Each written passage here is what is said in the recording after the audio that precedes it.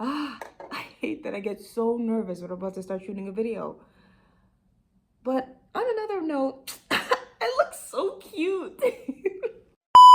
Third time is the charm. Let's do this. All right. Okay. You've got this. Relax. Welcome back. Yeah. What's up? What is wrong with me? Okay. Remember the end goal. The more comfortable you get in front of a camera, the more comfortable you'll be in front of a camera when you're an actor. All right, let's do this. All right. So I used to have a complicated relationship with Black women. Aren't you yourself a Black woman? Ironic, isn't it? No, but hear me out.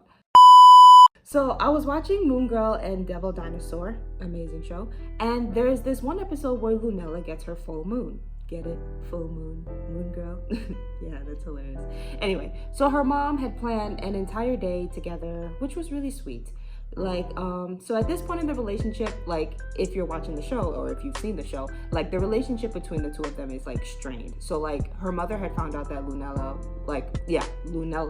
was Moon Girl and was, like, terrified for her safety and unfortunately was, like, just very distant at the point in time. But in this specific episode, at this, like, important milestone, the mother was like, let's have an entire day together, let's spend time together. It's really cute. So eventually they finally have this chance to, like, talk, and the mother realized that she is literally tearing her daughter apart. But she accepts the fact that she is Moon Girl despite the fact that she's scared, but she understands that her daughter is learning and growing and evolving, and she's just gonna have to learn and grow and evolve alongside with her. She may be terrified, but she has to essentially put that doubt aside to leave room for the love for her daughter. And it's just, it really got to me. It was so sweet, so tender, and they hugged and cried, and for that moment they understood each other. And the episode made me realize, and also, like, this is something that I'm always kind of reflecting on, but when I was watching it recently, I was very much just like, oh damn. Yeah, this is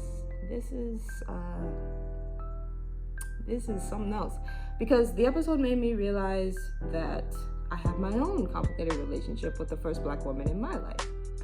You see, when the person who gave birth to you ends up being your first bully, your first competitor, your worst critic, it creates a very complicated dynamic, in addition to them thinking it's okay for them to beat the shit out of you. But that's just me. So, like, it becomes harder to open up to other Black women because deep down, you don't realize it, but you're still carrying the wound from the very first Black woman who hurt you.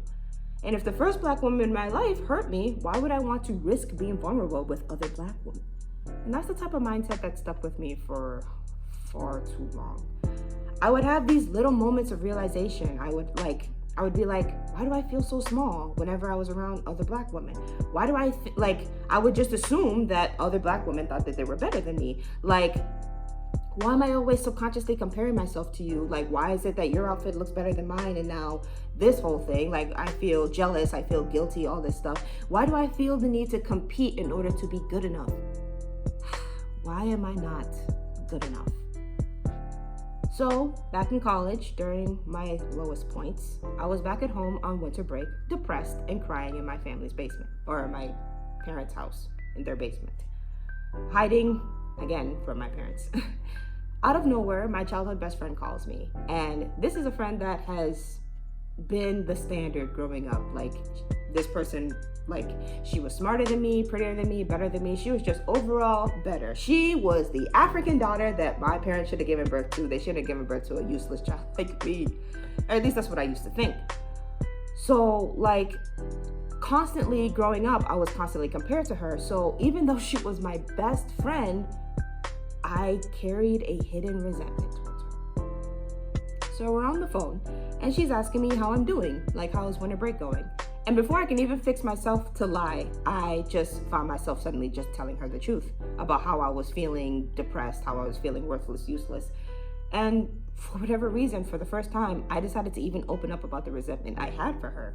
that I felt like she was perfect and I could never measure up to her. She, again, was the daughter my parents should have given birth to. And her response blew me away. So like, she admitted that she was struggling with the same thing, that she had struggled with the same thing that I had struggled with, just constantly being compared to other African children or other children that like are within our age group. And I was just shocked because like, what do you mean that you're being compared? No, you're perfect. Like in my head, she was perfect because again, I'm constantly being compared to her and she's just amazing. And I'm just like, but you were the prime model to emulate. You were the, like, what do you mean that your parents were comparing you the same way my parents compared me? What do you mean that you while you got good grades and everything, that like parents would say that you didn't do this right or whatever? I thought you were perfect. I thought you were perfect. I was shocked. And then it made me realize that she was just like me. She was great at things, but she had her strengths, she had her weaknesses, all this stuff, just like me. Like, she's just like me. And like, that moment made me realize something very powerful. There is more than enough space for all of us in this world. Enough space for all our strengths, our weaknesses, and everything we create in the world. The real problem isn't us, it's the generational trauma that we inherited. The generational trauma that we inherited. Ugh. African parents, especially our mothers, sometimes think comparing us is motivating, but in reality, it's tearing us down, and it can be one of the main aspects as to why it keeps us from having healthy relationships from one another. Have you ever just been like, you resented someone who you like let's say you're like at church or whatever, and your like parent is like, oh, did you know that like so-and-so's daughter, she got a scholarship to this and this, why can't you do something like this and this? And like, you don't really think about it, but you're not angry at your parent, you're angry at that person for even like attempting to be themselves. And it's just, that mindset is so dangerous. So like, it keeps you like this, it just keeps you from having healthier relationship with each other, because again, it's the same thing. Like, I feel like I'm rambling, but like, I remember psychologists will talk about how like I see those videos where psychologists are like, when a child is constantly being told that you're less than by the parent, they don't hate the parent, they hate themselves. So again, when a parent is comparing you to another child, you don't hate the parent, or you don't call out the parent for comparing you to another child. You hate that other child because how dare you be better than me? Like, it's a whole thing. The mindset is the mind is crazy. But anyway, so again, like, that aspect of being kept from having those healthy relationships, like, that's something I've been trying to unlearn for a long time. I'm gonna be honest with you, again, like, it would take a long time for me to learn this lesson. If my childhood best friend, that conversation we had was the seed that was planted in me wanting to unlearn this stuff, then like, I would say the roots really started to take hold when I started to read Gabrielle Union's book, We're Gonna Need More Wine With That. It's such a good book.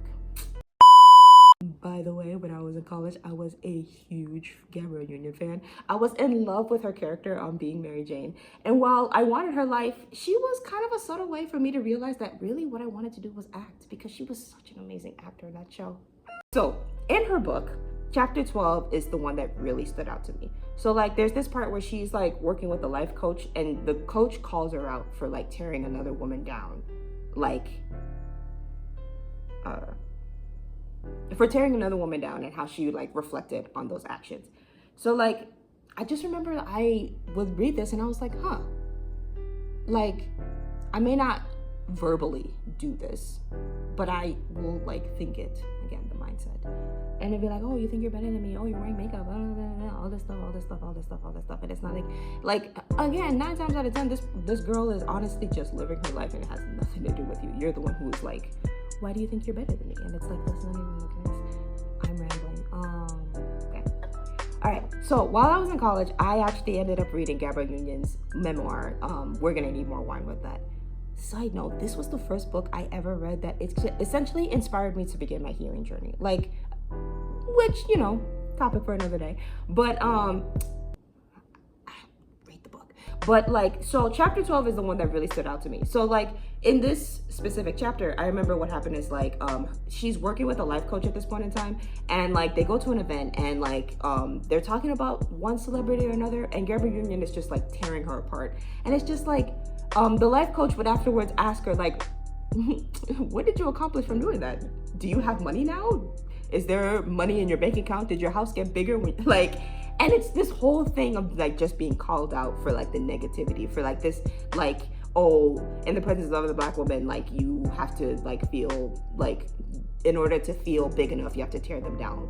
This whole thing. And like, I would read this and I'd be like, oh yeah, I am also kind of guilty of that. And it really stuck with me. So then like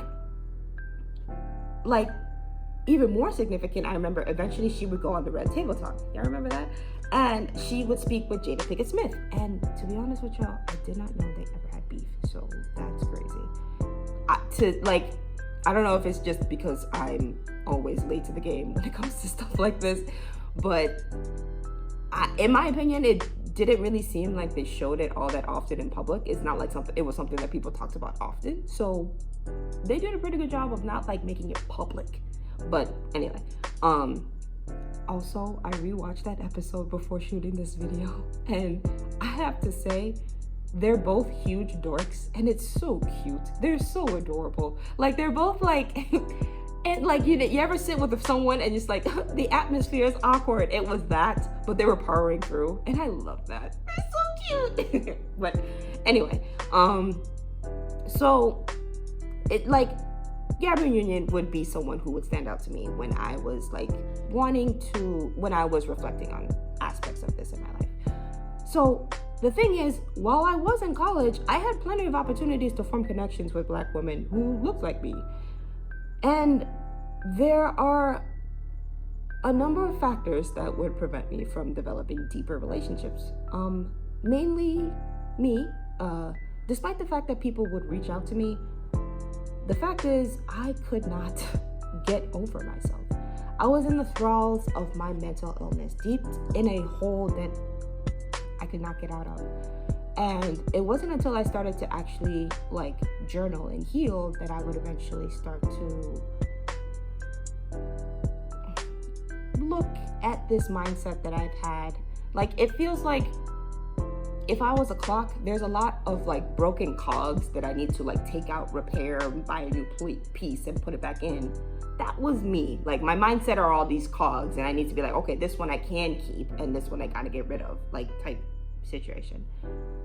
And to be honest with you, looking back now, there are past actions that I am not proud of.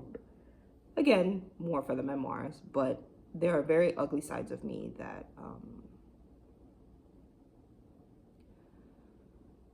let's just say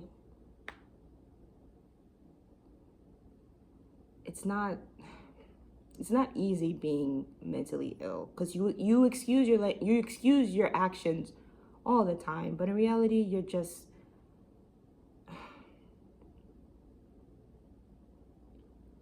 I needed to get better. So I got better.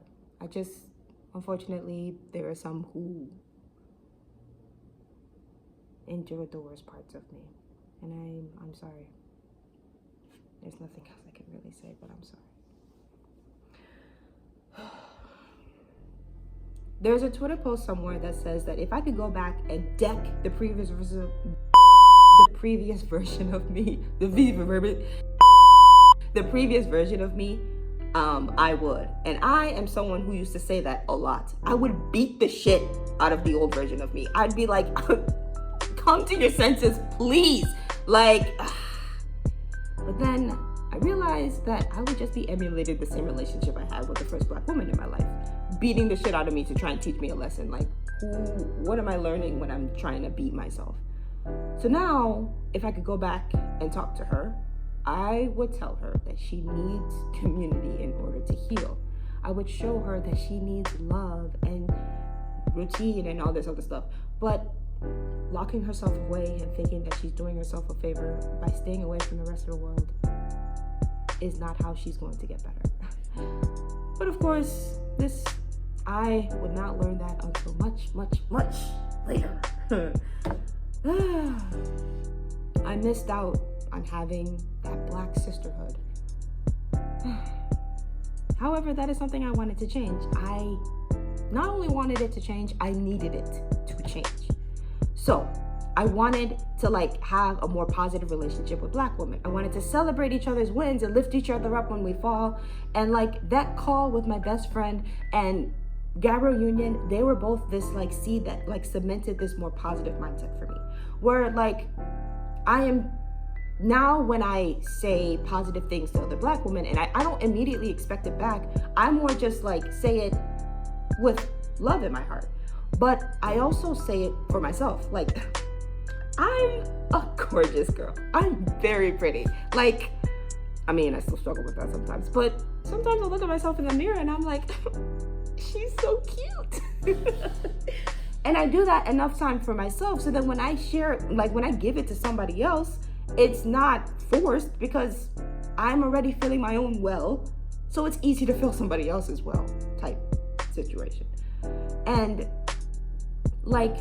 it took me a long time to get to this point. It was very much a way where I need to challenge my thinking. She has a better outfit than me. Okay, but she's short, she has a different body type, or she's short, she's taller than you, all this stuff. You don't even like wearing heels. So maybe you can just look at her outfit and just appreciate what she's wearing. It's okay, yeah, she looks great, honestly. I remember I was at the state fair, me and another friend, and we see this one girl who's standing there. And immediately, we're on the same wavelength. Me and my friend are both oh my God, this girl is so pretty. Beautiful dark-skinned woman like this. And I was she's so pretty. She was dressed really cute. And I feel kind of bad because we gushed, but I don't know if she knew that we were trying to hype her up, but I have no way of finding her. But if you went to the state fair in Minnesota this year and you were wearing a blue outfit, you were gorgeous. You were gorgeous. Me and my friend both were who is this goddess? But yeah, I was uncomfortable and I challenged a lot of my thinking, and eventually I got to the point where I am. And honestly, what is so wonderful about life is that it will give you ample opportunities to ample chances to find the things that you want and or need in this life. To the point that in my professional life today, I am currently surrounded by black women. One day I remember I was at work and I just looked up from I was doing my work, I look up and I look around the room and I'm oh wow, I am surrounded by black women. And for the first time in a long time, when I would be surrounded by other black women, I felt safe amongst their presence. It's not just feeling safe, I could be myself without feeling I needed to do more. I still have to do my work, but I could be my dorky, nerdy self and I would be showed love and affection, or I could be my introspective, reflective self and I'd have these deep conversations with them and I would be met with strong opinions and strong ideas and just on my own, I was more than enough. And we would have debates, and I still argue that dubbed is better than subbed when it comes to anime, but that's just me, okay? Some people have strong opinions. But we are all of us are led by this beautiful African woman who leads with kindness and grace and care, and it reminds me of what a healthier mother and daughter relationship should look like. It all just feels like healing, and it's great. I've seen my growth and I smile at how far I've come because I really have come so far. Your girl was going through it for a minute. But anyway, here's the message I want to leave for parents, especially African, Caribbean, black mothers, immigrant mothers, all of the above. Stop comparing your daughters to other girls. You are not pushing them to be better, you are planting seeds of inadequacy. Look at your daughters and see them for who they are. Everything beautiful and wonderful about them, they already carry inside of them. Don't bury it, don't suppress it. And to anyone who is like me, who has had complicated relationships with other Black women in the diaspora, remember this. We can and we will break the cycle. It is very hard and challenging. And the start of every healing journey is very, very, very, very, very rough. And still, we can grow, we can heal, and we can build sisterhood together. It's gonna be hard, and those old insecurities will come creeping back on you, like, you sure this is how you feel? And it's like, yes. But healing is a choice that we choose every single day, and I want to choose that for myself every single day. And to be honest, I'm saying this more to myself than I am to anyone else. Like, because this is me acknowledging that I need to continue to learn and grow and be better.